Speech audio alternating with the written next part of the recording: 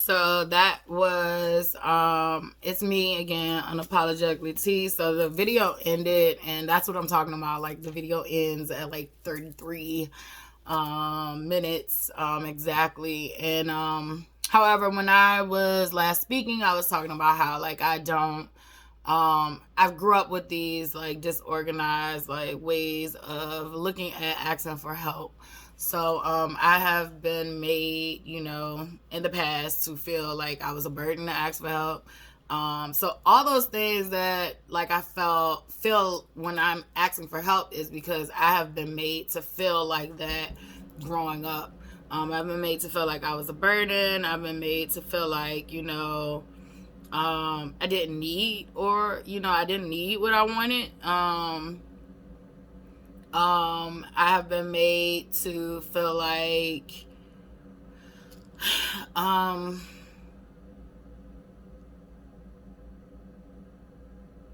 just like I don't know, like it's almost this internalized like I don't deserve help. Like I don't know. And then also to ask for help is like this vulnerability, right? And I would grow up, even with my mom who has given me so much help that I couldn't even repay her back. But even with her, like I said, she to get help from her, it has to be from most of the time what she deems is she can offer you. But when I actually, am given a situation where I'm given the space to say what I actually need from her, she usually cannot help me in that way. And instead of saying, I just can't help you in that way, she projects that shit back onto me as if it's my fault or I'm a burden for asking. And so, because I didn't feel safe in that space, and it still happens to this day. I even had to endure that, in the hospital. Like I'm in the hospital, quote unquote. I should be in the hospital, but I feel like there's a lot of other people that need to be in the hospital, and it ain't me. But I'm in the hospital, and I'm talking to her, and one of the staff in the hospital had to like apologize on her behalf, and it's sad. But it was basically like, I am sorry that you had, to go through that just now, because my mom couldn't even see herself, how she was doing things. So I don't want to paint my mom as a picture of a bad guy. However, I do want to make it clear that, she did the best she could with what she had. She grew up in the 50s. She grew up in a household where my grandmother had 14 kids. So I'm pretty sure, like, she had a lot of childhood trauma. However, I'm learning that, in order for me to be a better person, like, I have to identify those traumas for myself, and not allow those traumas to keep, triggering me. I will say this. I also learned, so I don't know if I said in the last video, but in therapy, I learned that I have a disorganized attachment style.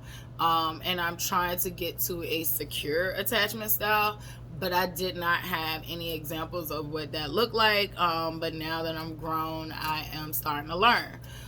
So even with my dad was never consistent in my life, and I'm happy he wasn't, but now I am. I can say that now. As a child, I felt like, everybody else got a dad. Why don't I don't have a dad? But I'm happy he wasn't, as present. So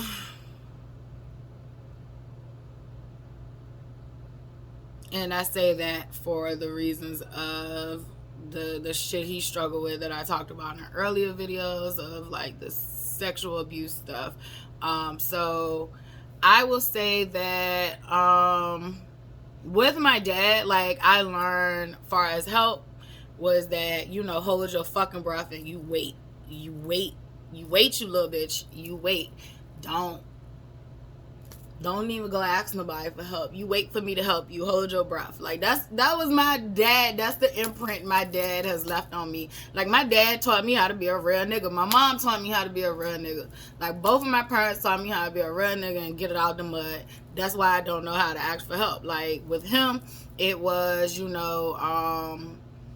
basically you couldn't rely on him at all whatsoever. Like period, point blank. I remember this nigga told me, sorry, hold on 1 second. Alright, so Charlotte had came in the door, but she had a good day. But anyway, I'm gonna get back into, my dad. But yeah, he had a parent that was like, hold your breath and wait. And he definitely used to tell all of us that he was preparing for our future, the reason he couldn't help out right now. So it was always like, I'm preparing for your future, can't help you.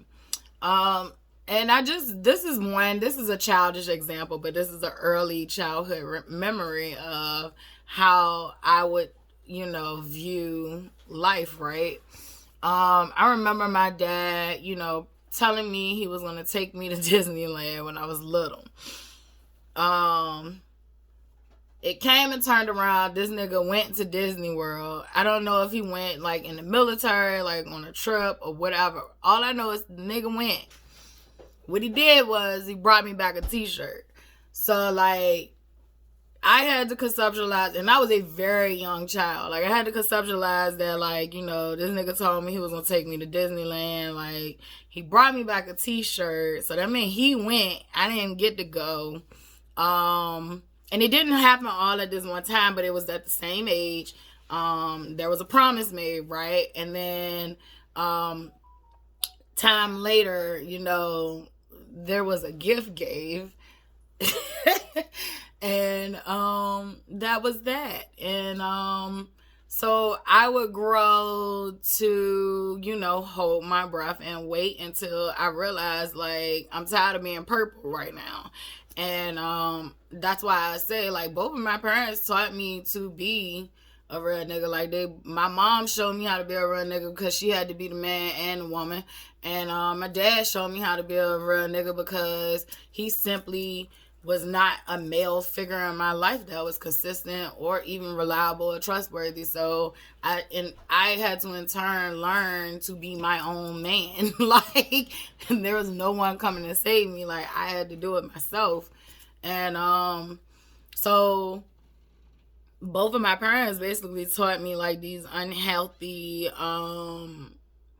attachment systems is and it put me in a position where I was more susceptible to getting abused and used because I felt for people who, didn't have the help because I didn't have it.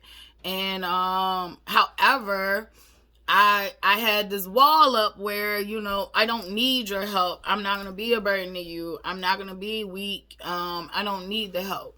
However, when I was helping other people, I didn't look at it like that. And I'm pretty sure, during my, years, I have probably, projected, it ain't no probably, I've projected some of the unhealthy traits that I was taught onto other people. I apologize, but, moving forward, I am unlearning a lot of stuff.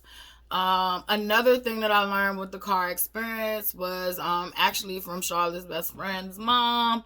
She was telling me when I told her, I chuckled and was like, God, you know what? He ain't even right. I'm already losing my home. I'm already, I'm losing my car now. She definitely helped me reframe my thinking. And she told me about a book she read. And it was called Battlefield of the Minds, and she did say it was a more religious book, which I don't care. I don't care if it's any religion, and it could teach me something. I'ma read it. That's just me. I play. I'm the type of person that I play devil's advocate, period, point blank. I feel like you can't fix nothing or change nothing until you see stuff from all kind of views. So I don't mind anybody, referring anything, to me to read as long as it's going to be beneficial to my growth. But with that one, I definitely feel like it's going to be beneficial to my growth, and I'm definitely going to get that book soon. But she was basically saying it was a situation where the lady in the book locked her keys in the car, and most of the time when we do things like that, we're all bad on ourselves and down on ourselves. But she was like, the lady in the book was like, you have to reframe your thinking and think like, well, maybe God, wanted that to happen. Like, that happened for a reason, because maybe that was stopping me from getting into an accident. If had I gotten in the car and didn't lock the keys in the car or whatever, like, that might have postponed me from getting into a really bad accident or something happening bad. And when she said it like that, I definitely, had to change of heart how I wanted to think about it. Like, at this point, this would not be my first time in life losing everything. I have lost everything a lot of times as an adult. And sometimes some people knew, and sometimes some people didn't know. And sometimes people were hating on me and not realizing that, like, I had lost everything. And, these are one of those times where I'm losing everything. However, my peace of mind, like, is still there. Even though these things are happening, I still feel way better than I did when I thought I had things figured out, when I had a plan A, plan B, plan C. It's funny because yesterday, like I told you, I was talking with my Jewish mom and my sister, and basically, like, we, we're talking about, my transition right now in life, and my sister said, like, oh, well, you're doing plan me. And, like, yes, that's what I'm doing. I'm doing plan me. If I ain't got nothing, I got myself. Because I had lost myself, right? I had lost myself. I have myself. And that's all I really need to make it. These material things, they will come and go. I do hope for one day to have stability. I don't even hope. I do know that I will have stability one day. However, right now, it's a time of, some people might call it tests, some people might call it learning. I feel like I've been through all the tests and learning right now. I'm just trying to work out the kinks and finding myself and clearing out the space in my head that all the voices were in, like my mother's voice, my father's voice, my biological, oldest sister's voice, just all these different voices and what everybody wanted from me or everybody viewed me to be. Like, I am decluttering, cleaning that shit out. Like, you do not have space. You can't live in here rent free no more. Like, you can't. And I am being myself, and I pray that they could be themselves and function and live off of being themselves, but they can't live in my head rent free no more. So even with all these material things crumbling, and I'm not going to even say crumbling, but things are, happening. I do still have very strong faith. I do know that God knows what he's doing, and all I'm going to do is still try to be me. I can't do nothing else, right? So that was the second thing I learned, was like, just sometimes that's just a quick reframing of our brain. Reframe it.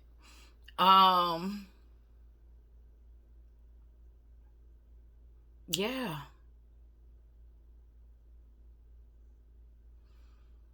I don't know. I know another conversation we had was judgment too, but that didn't have anything to do with the car. But I will say this. I've heard, while I've been on this journey of self-exploration, like, a lot of people have been bringing up that they hate judgment for me.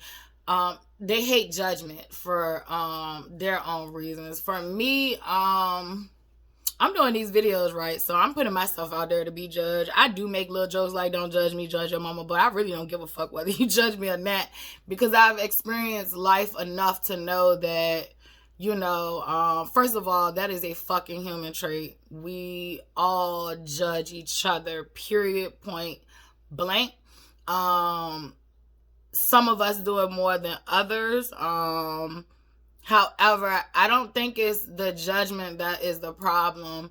It is, why does your judgment get activated? And for me, I grew up in a household with a mother that we used to tell her, like, you should have been a lawyer and a judge.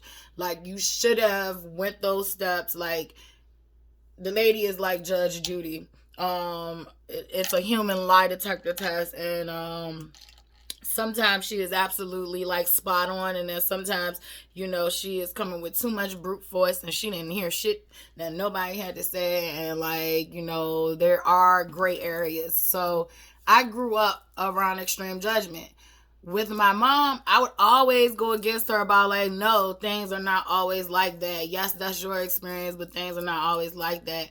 But then I would in turn grow up to, mimic those same behaviors and judge people for their experiences. But then, God will humble me and let me see, you shut your mouth up and you pray for people and you keep that shit moving, and whatever they like, you love it, I like it. So for me, like with judgment, I would just say this. I don't know why it came up for me, but I'm just gonna, I guess it's because we had a conversation about it, but I guess I'm gonna just put this out here. Like, it's human nature to judge, and I think I've said this in other videos. Usually when you're judging other people, it is an activation of something that's going on within you. Whether you are judging people, for survival mode, because I definitely know I had to judge for survival mode. That's a different type of judging that's trying to avoid certain avenues, certain people, certain things. Then you got judgment where people are going through things, right? And you be like, oh, I'll never go through that. And then God turns around and make your ass go through that and humble you. I've done that, right? Even with the abusive relationship, I had a best friend, and as a teenager, she didn't go through it as long as I did, but she was going through this, right? And I used to pass judgment. Our friends passed judgment on her. They would do it behind her back. I would definitely tell her to her face that I did not like this for you. Or I used to even say harsh words, like I felt like, she was dumb for it. Well, God sent me through it for 11 fucking years. And so, you have to eat your words sometimes when you're judging people. Don't judge people. And even if it don't come back on you, sometimes it come back on somebody you love. So be careful how you judge people. But I do want to say that we are not perfect people. Check yourself at the door if your judgment get activated. You don't have to shame yourself or shun yourself. I know I'm not. If I have judgment, an ugly one for me is jealousy. Like, sometimes I get jealousy. A lot of us do. We don't talk about it, though. But for me, when I get jealousy, I usually know that jealousy doesn't mean that I do not want it doesn't mean for me. I know some people are so jealous to the point where, like, they want what you have in particular. For me, usually when I get jealous or that gets activated in me, it is more of, this is something I want for my life. It's not what you have, but I do want this thing for my life, right? And I'm easily able to see that shit and check that shit. Like jealousy, I'm able to recognize jealousy and see it and check it and be like, it's just not your time yet. You got to be happy for other people. And I'm always going to be happy for other people. I'm always going to be happy that other people are winning, even when it is not my time, because it's going to be my time one day and I want them to be happy for me as well. So, yeah, just start checking yourselves at the door with these negative feelings and emotions. It doesn't mean that you're not supposed to have them at all. We are all living the human experience.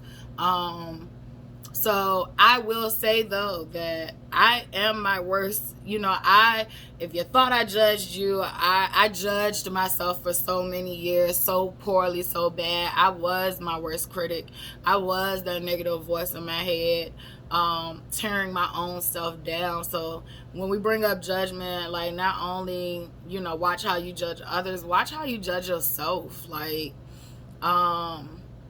if every morning you wake up and you just hear all these negative thoughts and all these negative, and it's so much easier said than done, because if you know, you've been through it, you know, if you're going through it, you know. But just start checking it a little bit and a little bit at a time. Positive affirmations help for that judgment piece.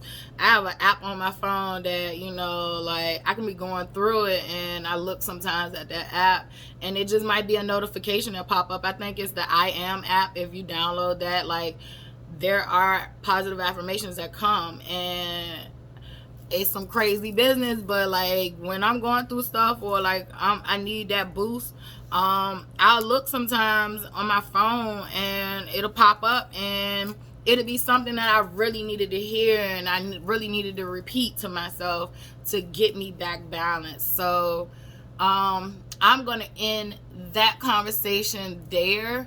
I am learning to ask for help, receive help, and be okay with that, right? And I'm also putting in a prayer to God, like can you send me my man, because like I need him and I want him. And I'm doing this on camera, like if he sees this, like, you know, I need you and I want you, and I don't, you know, like I don't know what to do with that, but I just felt like saying that too. Like I was conditioned as a kid, like, you know, I didn't need a man. You know, I was trying to go to school, make your own money, and you know, my mom wasn't really big on like the cooking and the cleaning stuff for me. She like knew like you were gonna be your own boss, you were gonna be this, you was gonna be that. And I think even when I was younger, like I used to say, like I think I was probably like 10 or something, like I wasn't gonna have a husband. These boys are stupid, like I'm not having a husband, I'm just gonna have 2 kids. And I definitely knew about the like, I guess it in vitro like fertilization. I knew about that. That was like starting to be talked about, and I was like, in the future I'm gonna have like a boy and a girl, and that's it. And you know, like I don't need a man, because boys was stupid to me at that age, which usually they are. This generation, y'all a little faster, but that's how it go. And yeah, but now that I'd have been through all I've been through, no, I need one. I feel like black men in general, like we need y'all. I value y'all. I respect y'all. I love y'all. So even if you are already made it up, you know, I just want y'all to know that like I love y'all. I value y'all. I respect y'all. Y'all are needed. Like y'all are needed. Y'all are needed in y'all community. Because I need y'all. We need y'all. I would say that. I just need my special person. And now I'm really gonna end it. Yeah, because I'm out here struggling. I am not the damsel in distress, but I am a damsel and I need some help.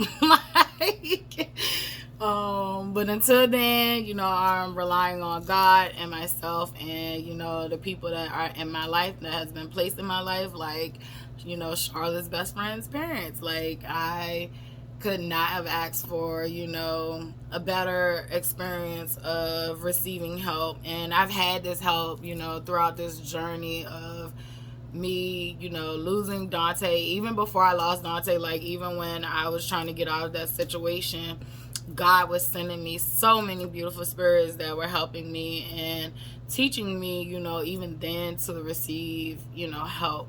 And I'm getting better at it. And I just wanted to give some context of why I struggle with it. But I'm getting better at it, and, you know,